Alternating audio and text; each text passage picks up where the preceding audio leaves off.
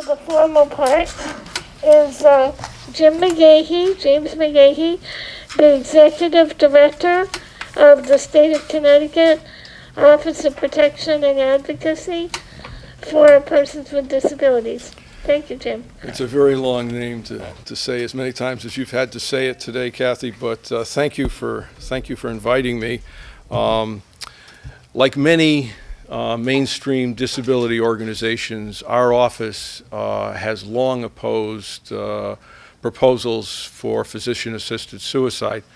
Now, those organizations, by the way, are pretty much aligned with progressive causes, and they're very they're the ones that pushed for the adoption of the ADA. Organizations like the National Council on Disability, the American Association of Persons with Disabilities. Kathy mentioned the DREDF, the Disability, I can't remember, the Rights, Education, and Defense Fund, and the World Institute on Disabilities. These are mainstream organizations that have a lot of credibility, and they all oppose this particular thing. They stand for personal autonomy. They stand for things like individual choice.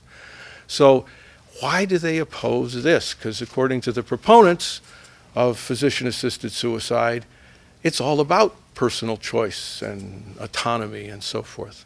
Well, the reason is because they understand that in the disability experience, the factors that Kathy had alluded to, where people go through rough patches, make adjustments, that they are vulnerable during those periods of time to feeling pretty much like there's no hope for them.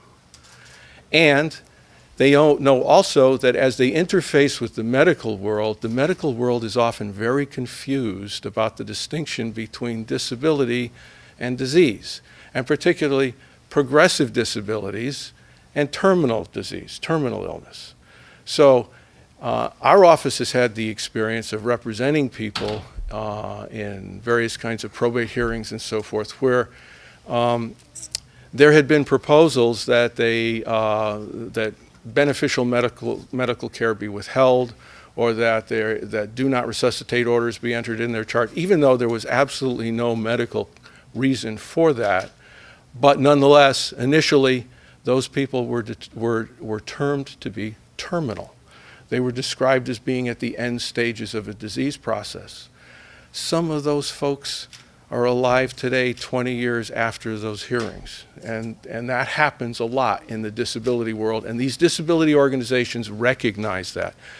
I'm not saying that doctors have it in for people with disabilities, but they can get very confused, particularly when there's an opportunity for subjective judgments to enter into their understanding of the quality of a person's life, for instance, things of that nature.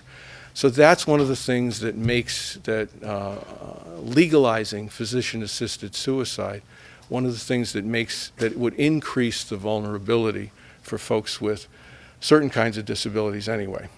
The other thing is that if this really becomes part of the cultural norm, the expectation, the way that we approach death and dying,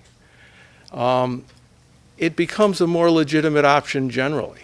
It invariably promotes suicide in general. And I think that becomes something then that at what point does an option become a duty?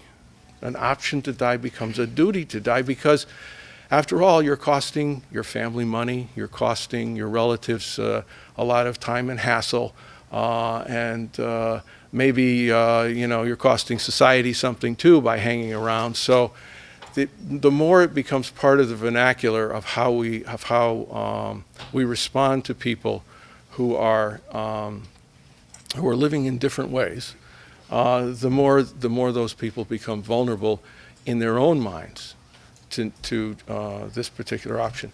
So those are some of the reasons that our office has historically opposed it. We do not see in this particular bill that's being proposed, and I have to go and testify very soon against it, the reasonable safeguards, the emphasis on sort of a private transaction between a physician and an individual, the fact that the witnesses on the request form can include individuals who have an interest in the outcome, a self-interest in the outcome, the potential for somebody to be affected by undue influence is all there.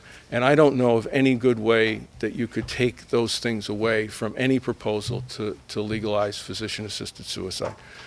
So that's what I have to say, and I've got to get going to pretty soon because the hearing starts. So thank you.